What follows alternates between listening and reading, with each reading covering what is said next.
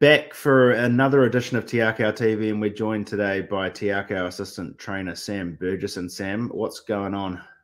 Hey, Hazy. Yeah, just tipping away here. Obviously, Auckland Cup week this week, so it's a sort of an exciting time to be around the stable. Plenty of good horses racing this weekend. Absolutely, and a bit strange to be away from the Cup Day home at Ellerslie, and hopefully we'll be back there again in 12 months' time. Yeah, for sure. Obviously, it's an exciting development that they're doing at the moment with the Strathia track, and yeah, can't wait to get back to headquarters. Fantastic. Well, just quickly, we're just going to wrap up on the amazing donation feat raised by Te Akau owners and supporters in support of Cyclone Gabrielle and the victims of that. So that concluded towards the back end of last week, of which our amazing owners and supporters were able to raise $43,900. A fantastic effort. Te Akau, of course, matched dollar for dollar every donation up to $10,000. So a big thank you to all those people that donated and supported, and that will be going to a very, very good cause. So there's a quick shout out to that. And I guess just quickly moving ahead to the week that's been in the racing action, I guess it was headlined by Imperatriz there in the Group 1 Canterbury Stakes.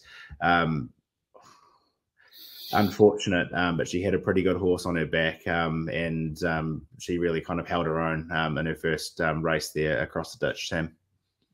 Yeah, obviously it was a mess. It was a massive run. It took us a couple of days, me and Mark, to get over it, in the team here, and Hunter, of course, over there.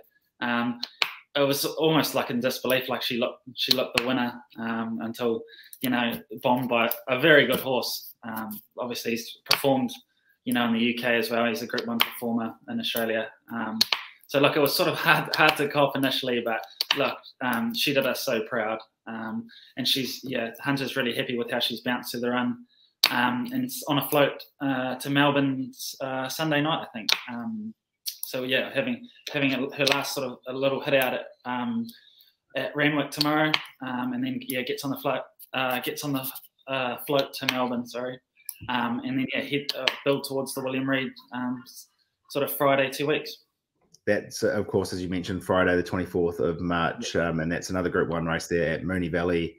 I believe her target could be the Manikato there in the spring, so good practice on that track as well, Sam. Yeah, exactly. You're right. That was the sort of Mark sort of thinking together a look around now, and it sets her up for the spring nicely. Great. Well, I guess the week's winners kicked off there at Wingatui with Ku Cullen there on Saturday. He was impressive on his racetrack debut there down in the Deep South. Yeah, massively impressive. We worked out, I think he travelled about 1,293 kilometres during the week to get down there. So look, a huge effort for a 2-year-old. He carries a lot of condition, and we thought it wouldn't worry him, and it didn't. And the trip will help him grow up a lot. So yeah, really stoked with his effort. And he was, of course, well ridden by Joe Cameroon, who also rode Romancing the Moon there in the Air Freight Stakes. Yeah, she was really, really impressive winner. Joe rode really well on the day, and she's building towards the London Classic. So an exciting time for her. Over at Te Rapa on Saturday, Fashion Shoot really deserved a win. Good to see her salute there as well. Yeah, sort of been massively unlucky sort of prior starts, and been knocking on the door, sort of getting back and running on. Put away like a really nice field. So like onwards and upwards for her. She's sort of building her towards the flying handicap, a listed race down in Palmy on Manawatu Size Day. And Taupo Wednesday, Tenebrossi won there with Opie Bosson on board. Yeah, he looks a nice progressive horse. He's sort of only had a handful of starts, and the blinkers on sort of really sharpened him up. Obviously a pretty small field, but looked like there was the second horse especially looked like a handy galloper. So, there's plenty more in store for him. Awesome. Well, let's kick off in the racing action for this week, and we're going to start there at Trentham in race 1, the Graham's Painters 1200. 3-year-old set weight and penalties. Sans Doot finds herself down in the Wellington region there after winning at Te Rapa last start, draws barrier 2 with Hakeem Cameroon on board. Yeah, it's obviously a light field, only 5 in it, but it looks to be a couple of handy gallopers in it. But she does look well placed. She's a filly we've always sort of had a lot of time for. looks really progressive, and we think that the shoot shouldn't worry her. So look, she looks hard to beat. And race 2 there, the higher Master 1000, rating 83 handicap. Chella finds himself pretty high in the weights every time he goes around now. He draws barrier 1 there with Tamaya Tara on board. Yeah, like you say, he's sort of up in the weights. For a small horse is not ideal, but he's a sort of a pretty straightforward horse. So an apprentice, he's actually got a really good record with apprentices on in terms of winning. So look, Tamaya, it should be pretty straightforward for Tamaya. He'll jump and run, put himself there. Hopefully he'll be there for a long way. He's a consistent little horse who always tries his heart out. And Aria pretty well in the weights there with 54.5 kilos and Hakeem Cameron on his back. Yeah, really well in the weights. Looks really nicely placed in this. Trialled really well at Avondale and has come through that well and blinkers on. Yeah, she looks a really nice chance. And race 7, the Fusion Electrical 1600, another open handicap and another horse that finds himself high in the weights there. Brando, is he back? Yeah, looking for 3 in a row. He's found a vein of form after a while. Thank God. Probably the only query is to step up to 1600, but like he seems to have bounced through his last one well. We can't fault him at home. So yeah, he'll go a nice race. And Marcus Aurelius comes out of an open handicap there in the Hawke's Bay or Awapuni, draws barrier 3 with Hakeem Cameron on board. Yeah, sort of went really good fresh up, and then it was a bit disappointing at Awapuni on a really firm track. So sort of putting it down to that, up to the mile suits. If he discovered his best form, he'd be in it. And another one that's searching for his best form as we move across to Auckland Racing Club at Pukekohe Park. There in race 1, the Ellerslie Event Centre 2100, rating 75 benchmark as Amalfi Prince draws barrier 8 with the services of Opie Bosson on board. Yeah, he sort of had a pretty interrupted prep with wet tracks, and we've had to scratch and barrier draws and things like that. He's a little bit disappointing last time at Te Rapa. He's on the quick backup, but finally up to 2000 and hopefully beyond past this. That's sort of his go. He's obviously a group winner as a 3-year-old last year. So this time last year. So look, back up and trip. Hopefully we can see an improved performance from him. And race 2, the Jamison Park 1200, rating 65 benchmark. Insatiable was impressive winning last start, and I saw the horse that he pushed into the line came out and won his next start, Paul David. So the form stacks up there. He draws barrier 10 with Opie Bosson on board. Yeah, like you say, that Paul David, he was impressive at Rotorua last time. We've always had a really high opinion of Insatiable. We can't fault him in his track work at home. It's probably just the only thing would be the month between runs, but like he looks well, and yeah, like we say, got a high opinion on him. He should go a nice race. Just hopefully he can get some cover from the barrier. Dignitosa draws barrier 6 with Michael McNabb on board. Yeah, coming off a good win at Wanganui. So it'll be interesting to see how much rain they get today. It shouldn't worry her, but it may worry a couple of the others. So she won't mind the cut out of the track, and she'll go forward and yeah, run a nice race. And off to the Nunnery there, draws barrier 3 with Joe Doyle on board. Yeah, off her last performance probably needs to improve a little bit, but it's trained on well and can't fault her here. So hopefully she can, yeah, like I say, step up and yeah, go a much better race. And moving down to the Group 1 on the card, the Group 1 Steamer Stakes for the 2-year-old set weight conditions over 1,200 metres. The unbeaten Tokyo Tycoon comes into this field with a very impressive form. And just a quick note that Opie Bosson will be chasing his 10th win in the Group 1 Steamer Stakes, and of which I think he's won 8 times since 2011. That's a stat plucked off Aidan Rodley's Twitter. So a pretty amazing feat from Opie himself. And I know Te Akeau's had some amazing success in recent years as well. Yeah, it's a race that's been very kind to us and to Opie. Obviously, we're stoked to have him in the saddle. He's one of the best, if not the best here. So, look, the horse, he was super impressive at Matamata. Yeah, we can't fault him. He's trained on well. He just had the one gallop this week on Wednesday on the course proper, and he was super. So look, hopefully all things going well. He looks really hard to beat in this. Great. And moving down to race 6, the Gravity 1400 freeze frame, putting up quite a formidable record, albeit only winning once of the last 4 starts and 3 seconds. Draws barrier 5 with Warren Kennedy on board. Yeah, like you said, he's in great form, and the blinkers go on. He should improve, so looks a nice chance. Its business time was pretty impressive, winning there at Te Rapa on the last race of the card a few weeks back. Draws barrier 6 for Opie Boston on board and carries the colours there of Windsor Park Stud. Yeah, she's a progressive mare going really well.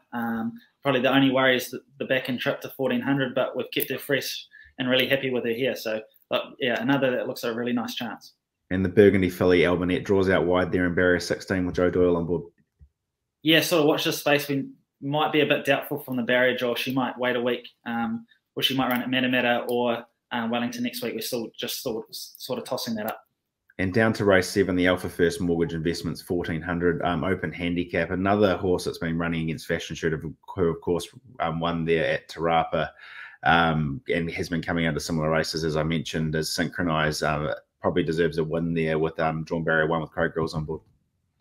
Yeah, obviously she's a stakes winner on the track, which is really good form. And like you said, marrying up with Fashion Shoot, they've been going toe to toe all season, so that obviously brings her right into it. The nice low weight as well, nice barrier draw, and up to the 1400 looks like it'll suit her. So she's normally a bit tardy away, but look to see her flash in home late.